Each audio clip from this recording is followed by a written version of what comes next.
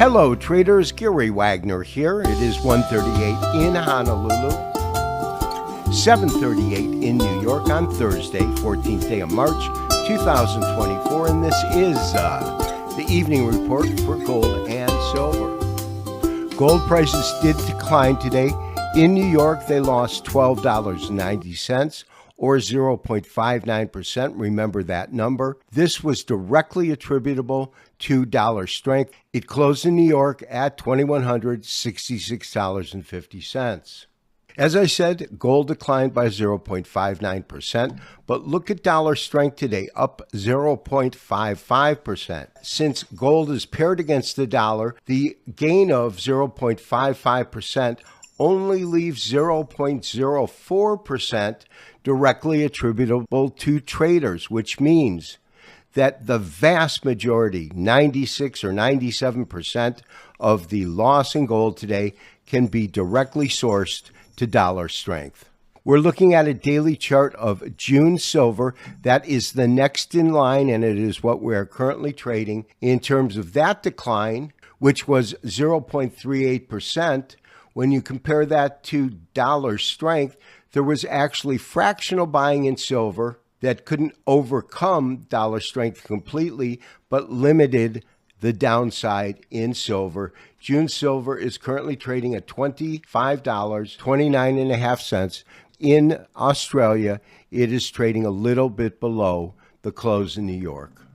Traders, although gold is trading lower today, I am still in firm belief that overall gold will move higher. The first thing is where we placed our stop. We placed our stop based on two factors. The first one was the high that came in December, which came in at 2152. That's why we put our stop below it. That also matched the 23.6% Fibonacci retracement, moving from the recent highs just above 2200 at 2203 down to the lows of about 2000, the lows that occurred both in February and December of last year. Because of that, 2150 is a key and important level that gold needs to hold. Today's dollar strength was a direct result of a hot producer price index report, which is typically a precursor to inflationary report, meaning next month's report, which will be of March, and that will occur after the FOMC meeting this month, which will begin next week. Next week, the Fed will be armed with only the numbers we have talked about, and therefore, A, I do not believe that they are going to cut rates this early. I'm still looking at June. And B, without the direct knowledge of how inflation will run next month, I think the Federal Reserve will basically stay on its current course.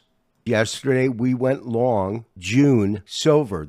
And the reason we're choosing June is March silver will have its first delivery notice issued next week. I'm looking at this as being a much longer term play. Secondly, it's important to note that although silver declined, the decline was less than dollar strength. That means that buying was actually in the market.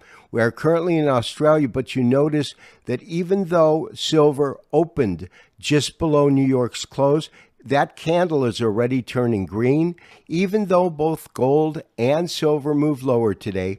As we've talked about, it was directly due to dollar strength. In the case of silver, there was buying. In the case of gold, there was extremely fractional selling. And this was a risk that I was prepared to make because yesterday's dramatic rise in gold after falling $25 a day before indicated the potential for it to continue higher, which resulted in me issuing trade alerts to buy both gold and silver yesterday, when typically I'd want to see one more day of rises.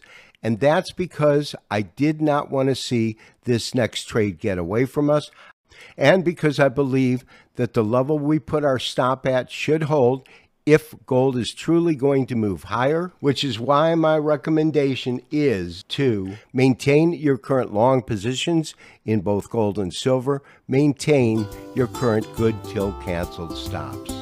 This has been Gary Wagner wishing you as always good trading.